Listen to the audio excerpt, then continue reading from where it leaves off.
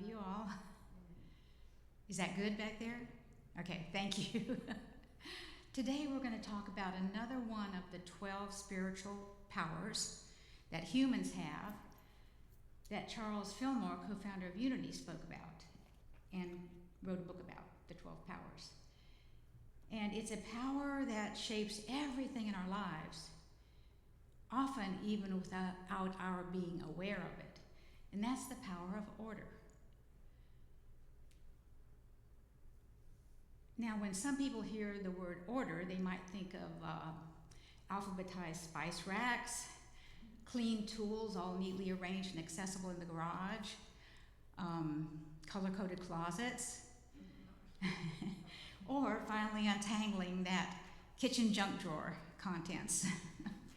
But spiritually speaking, order is so much more than tidiness and organization. Unity says divine order is the intelligence of the universe expressing through us, through each one of us, the intelligence of the universe. And you know, it's divine order that each of you is here today. That's divine order. And it guides us into balance, harmony, and flow, even when life looks messy, feels messy. Here's how Charles Fillmore described it in the Revealing Word. He says, the divine idea of order is the idea of adjustment. Adjustment. And as this is established in our thoughts, in our minds, and our affairs, our consciousness comes into exact correspondence with God's perfect harmony, with heaven itself. The metaphysical meaning of adjustment here is the rearrangements of our thoughts according to the divine order of Christ's mind or Christ's consciousness. The rearrangement of our thoughts. So powerful. Divine order isn't about control. It's not about demanding that life match your preferences. It's not about other people behaving in the way you think they should behave, although we think in our minds that our life would be a heck of a lot easier if they did, right? Right. Order is about making inner adjustments, aligning our thoughts with the divine order of Christ's consciousness. It all happens right inside us, our choice. We're not creating order, we're aligning with it. We're coming into alignment with the pattern that already is. Unity minister Reverend Paul John Roche tells a story in his booklet, How to Stay Centered No Matter What. Now, in the 70s, he was hitchhiking through Germany, and a kind man picked him up one day to give him a ride, and he invited him home to his house for lunch. When they were eating lunch, Paul looked up at the wall, and he saw a statement there, and it said, chaos is an order we do not yet understand. Chaos is an order we do not yet understand. Now, Roach was in his early 20s then, and he was just starting on his spiritual path. And this statement intrigued him because it spoke not only to the limitation of human understanding, but also to the idea that even what seems arbitrary and chaotic to us can be part of a grander divine plan. The sentence he saw on the wall changed his perspective from then on. He wrote about divine order in the midst of chaos and said, even during challenging times, the possibility for transformation is always there. So always remember that when we're looking at the chaos, feeling the chaos in the world today. Transformation. And Deepak Chopra painted a similar picture. I heard him speak years ago in Gainesville. And he asked the audience to imagine that you're in Grand Central Station. And that was back in the time when only trains were going through there. But he said, imagine you're on a higher level and you're looking down and you see people running around everywhere. Kind of like bumper cars on caffeine.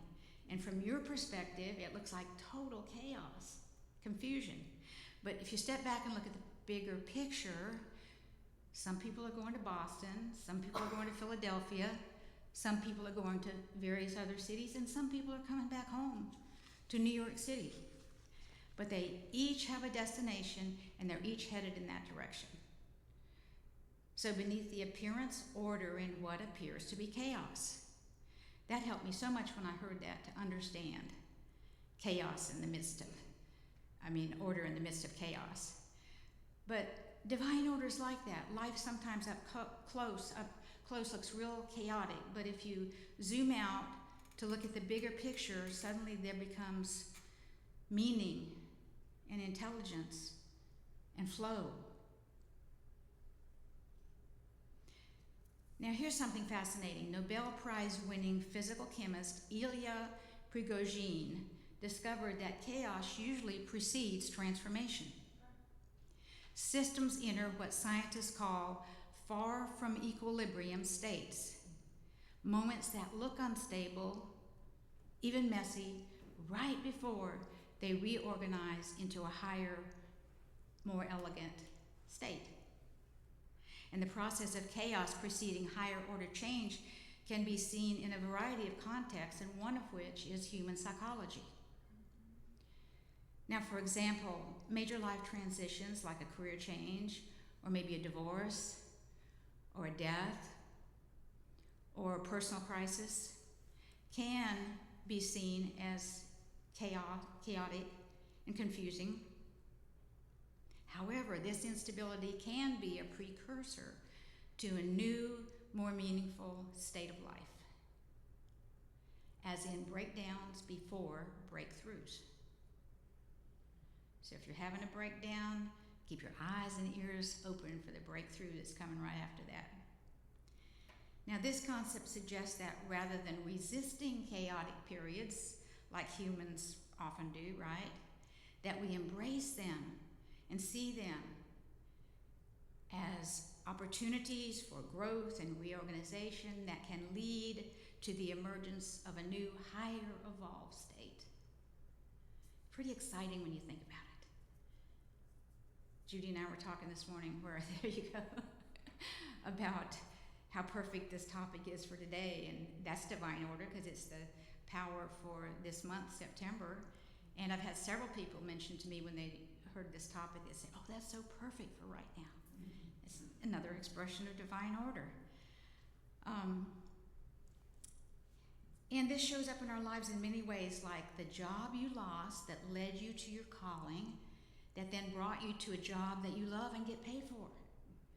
Or the heartbreak that cracked your heart open to a deeper love. Or the personal challenge that then turned your life around for the better.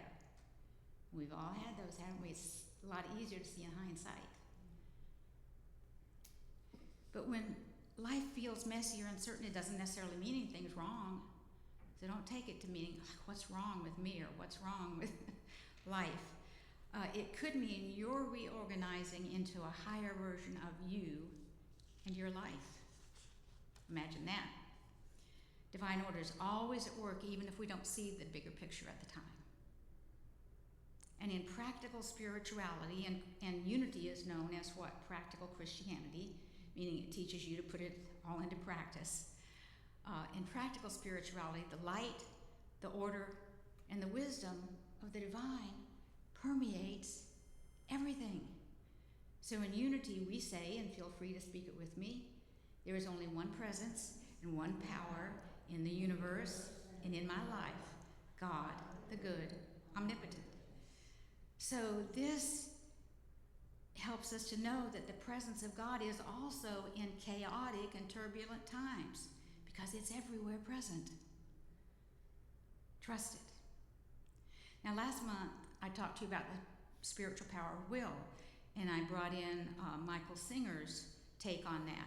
And so this month, I decided to see what Michael Singer had to say about divine order. And his teachings in that area primarily conveyed around his philosophy of surrender, which you can learn about in his book, The Surrender Experiment. He teaches that there is an intelligent, natural flow to life. There is a wisdom behind how all things unfold, and our spiritual path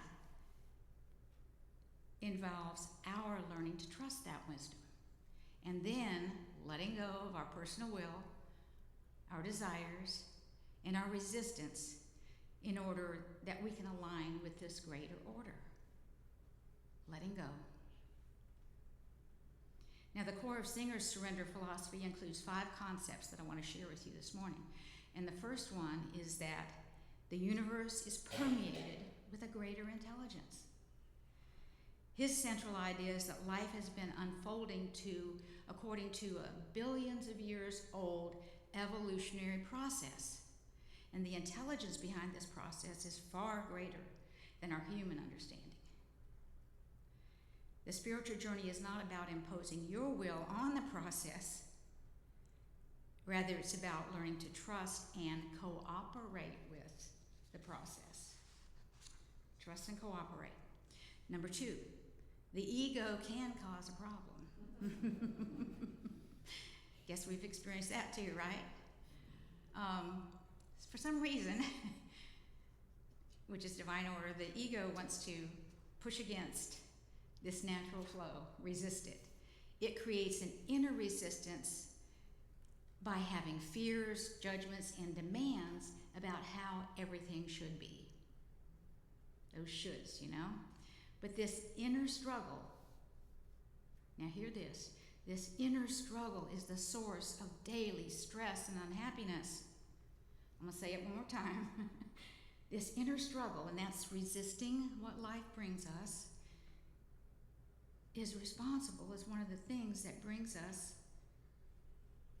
unhappiness and struggle every day.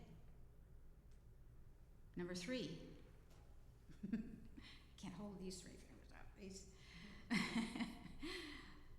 Surrendering to the flow of life is the solution. So you got the solution here.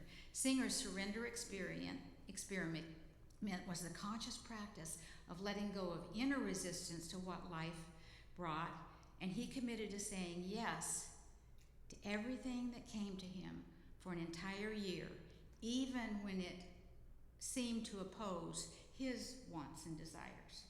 He committed to that. And he found that doing this led to a more joyful, peaceful, and successful life than he could have ever imagined before that. 4th concept, observe without judgment. Be the inner witness of your own thoughts and emotions without judging them. And by your detaching from the inner monologue, you stop feeding the resistance and allow life's events to simply pass through you without experience suffering. Be an allower. And then the 5th concept, align with a higher purpose. Surrendering to this divine flow does not mean being passive. It doesn't mean sitting on the couch and doing nothing. Instead, Singer found that cooperating with it, which sometimes sounds more, easier for us to accept than surrendering to it. Cooperating with it, so pick whatever you want, led him to an alignment with a higher universal purpose. Now, when you let go of trying to control everything in your life, you can make decisions not from ego, but from a deeper sense of what is right for you in each situation that comes into your life. Now let's look at the results of divine order in Singer's experience. He discovered all that I just shared with you through his surrender experience, that's saying yes to life, and trusting the flow of life led him to 3 major accomplishments. And of course, each of those branched out and led to many, many more. But the 3, 1, he founded the Temple of the Universe, which is in Gainesville, Florida, or near Gainesville, Florida, a spiritual center that's open to all people. Who's been there? Anyone ever visited there? I've been there a couple times, yeah. 2nd, he built a $1 billion software company, Medical Manager, simply from a simple request from a friend to build a piece of software. And then the 3rd major accomplishment, he learned to navigate crises by facing challenges with openness and allowing and positive expectancy instead of with resistance and fear. And wow, does that change one's life. But he reminds us life is always in perfect order. Our suffering comes from resisting what is. I like to think sometimes when I realize I'm resisting, that takes some effort. And it's so easy to let go of, because all you have to do is face your palm to your heart like that and just go like that. And you've let go of resistance. By saying yes to whatever arises, we let go of fighting against life and can experience a deep peace that comes from trusting life's order. Now let's look at what Unity Minister Winifred Wilkinson Hausman wrote in her book, Your God-Given Potential. She's no longer in body, she's in spirit. But she asked the question, why is it that humankind, the highest form of life, struggles so much with harmony and balance, right relationships, and orderly growth, while the animals, the plants, and the birds live just as they are intended to live? Animals, plants, and even the stars, she says, operate on built-in intelligence. Humans run into problems getting along with each other, adjusting to the environment, and finding fulfilling ways to live their lives. We humans can be silly sometimes, can't we? Until we remember who we truly are. It's generally believed, and I say generally believed because I'm not sure that this is absolutely true. In fact, I don't think it is, but it's generally believed that humans alone can think consciously, make decisions, and determine the direction of their lives. All other forms follow instinct. And humans are given the freedom to choose their thoughts, which then creates their reality. That freedom of choice. Choice is a blessing, although sometimes it can pull us out of alignment if we let ego run the show. That's why it's so important to awaken to our spiritual power and understand it. Spiritual power of order and understand it, because it helps bring our thoughts, our words, our emotions, and our actions all in alignment with our higher good.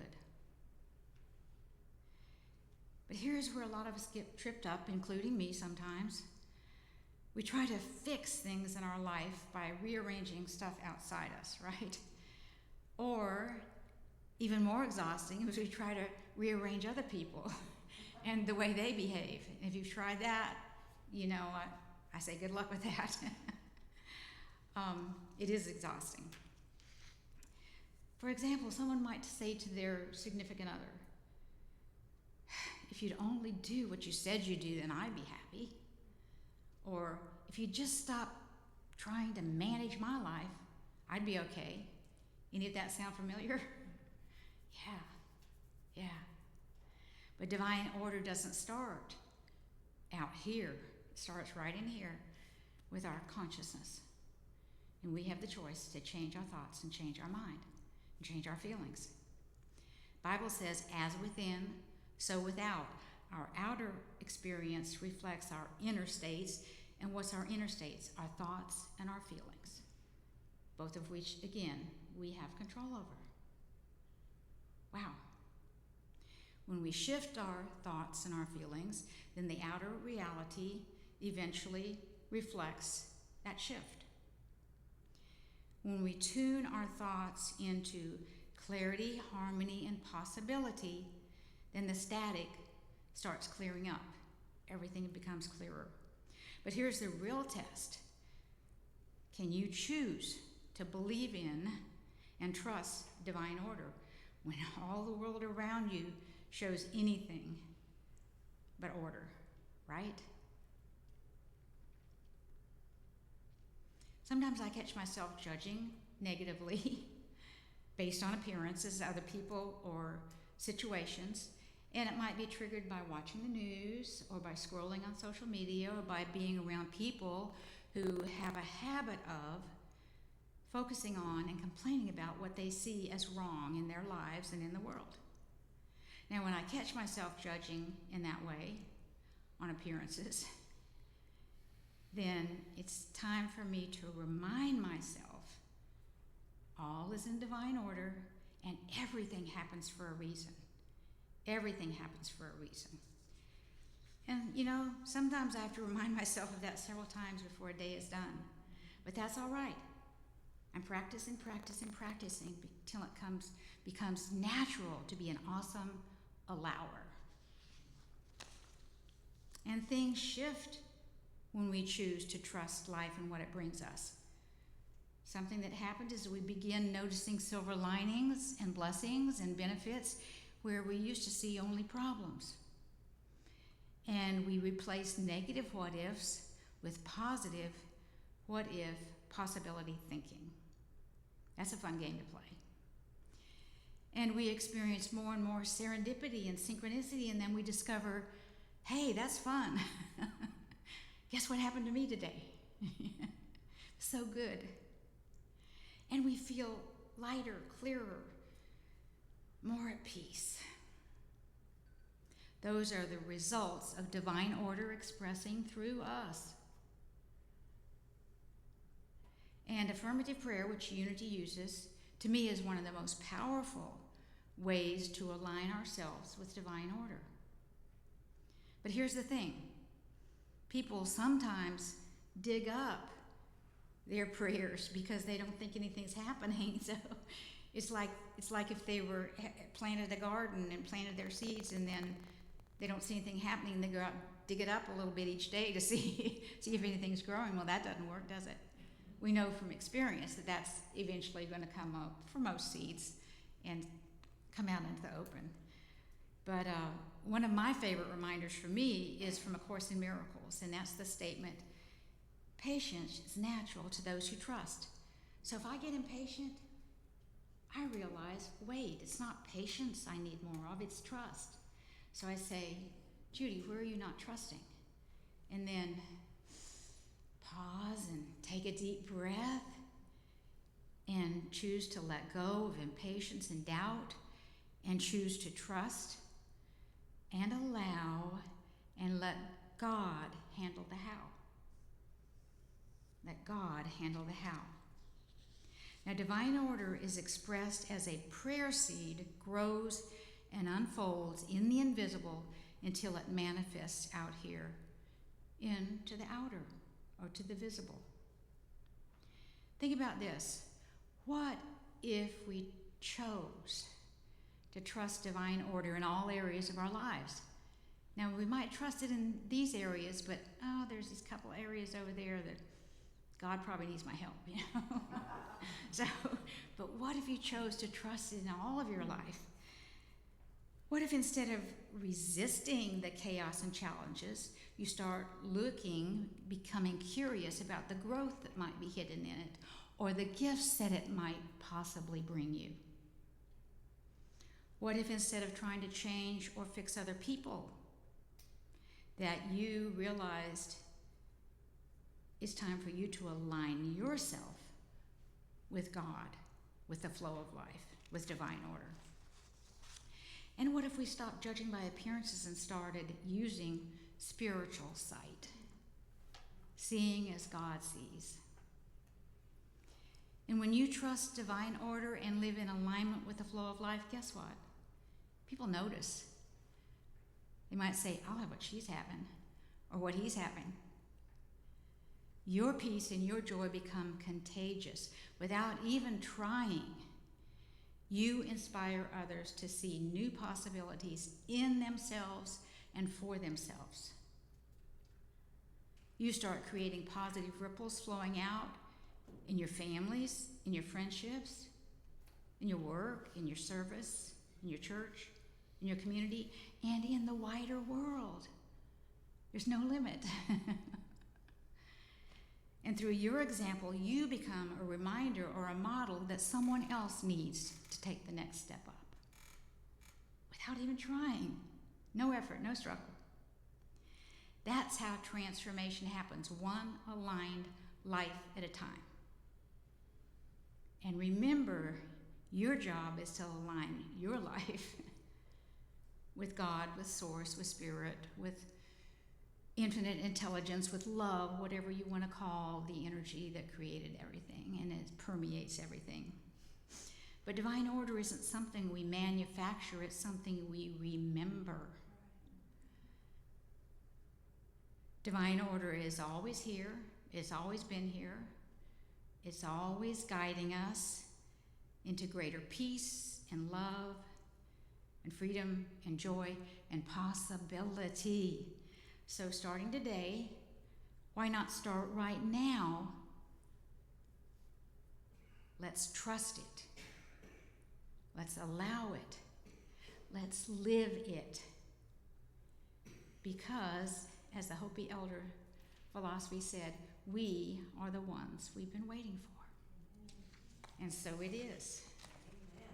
Amen.